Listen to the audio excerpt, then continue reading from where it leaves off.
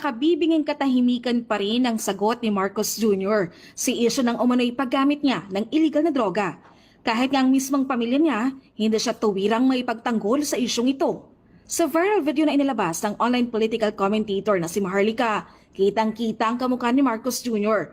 na humihit-hit ng white powdery substance. Si Cathy Binag na exporter di umano ni dating Congressman Tony Boy Florendo, binunyag naman kay Maharlika ang umano'y mga drug session ni Marcos Jr. Sinasabi ng mga drug user ay praning, balisa at wala sa tamang pag-iisip. Kaya daw sirain ng isang drug addict na pangulo ang bansa.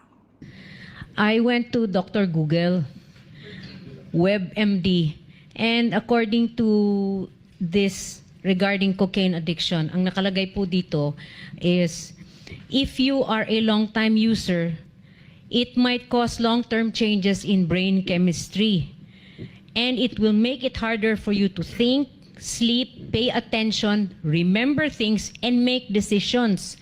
And reaction time may be slower. Hindi maliit na bagay ang cocaine addiction, Mr. President, kung sakaling meron kang ganyan. Kasi ang buong cognitive functions mo, lahat yan wasak. Pag-iisip mo, judgment mo, your memory, your learning ability, your perception, you can really destroy our country, and in fact, that is what you are doing. Ayon naman sa mga abogado, isang impeachable offense ang paggamit ng illegal na droga. Ibig sabihin, maaring mapatalsik sa pwesto si Marcos Jr. dahil dito. Naniniwala po ako at naninindigan na ang paggamit ng pinagbabawal na droga ay impeachable. Ito po ay betrayal of public trust, pagtaksil sa tiwala na ibinigay ng taong bayan sa isang opisyales. Ang ehekutibo po ang tagapagpatupad ng mga batas. Ibig sabihin po niyan, siya dapat ang nangunguna sa krusada laban sa pinagbabawal na droga at hindi dapat gumagamit. Hindi pa po tayo sigurado na siya ay gumagamit. Pero nakapagtataka po, bagamat nandiyan na ang mga ebidensya, meron pong video evidence, merong testimonial evidence si Cathy Binag, nakakabingi po ang katahimikan ng ating presidente. If we connect this likewise to his present acts, kasi baka sasabihin nila, anong ground ninyo?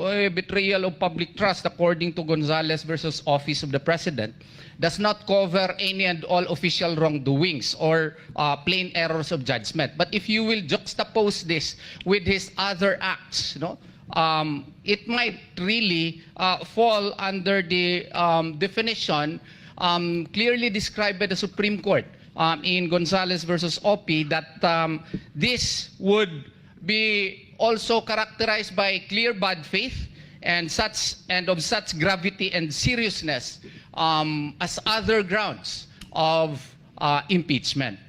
A cocaine addict does not belong in Malacanang. A cocaine addict needs professional help. A cocaine addict has no business running a country. A cocaine addict has to focus on his recovery. A cocaine addict has no business trying to manage the lives of 110 million Filipinos because he himself cannot manage his own life. Dapat anila kay Marcos Jr. magsalita na at magpa-hair follicle test para pabulaanan ang mga akusasyon na isa itong drug user. Panawagan ko, Mr. President, panahon na pong magsalita kayo. At kung pasisinungalingan niyo po yan, talagang ang pinakamabuting pamamaraan ay hindi lamang po sa pagsasalita, mag-hair follicle test na po tayo. Ginawa niyo namang minsan nung eleksyon na kumuha kayo ng urine test. Ang problema lang po sa urine test, at buti na lang si Dr. Lorraine Badoy, panandalian lang po, nawawala na ng trace. Kaya importante po yung hair follicle test nang walang kaduda-duda ang resulta. Mas mainam na rin daw na sumabay na ito kay Vice President Sara Duterte sa pagpapadrug test. Matatandaan na nauna pang kumasa ang bise sa hamon ni Roque na pangunahan ng mga halal ang pagpapadrug test, kasabay ng inihaing panukalang batas ni Davao Congressman Pulong Duterte na dapat magkaroon ng mandatory random drug test sa mga taong gobyerno. Mr. President, kung wala po kayong tinatago, bakit hindi kayo sumabay na kay VP Sara nang matigil na itong usapin ng di umano'y paggamit ninyo ng pinagbabawal na droga? Hindi po ito opsyon sa inyo.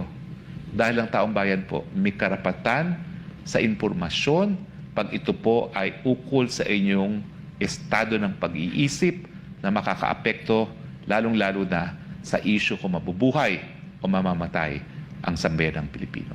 Ito yung masasabi natin na mas may bayag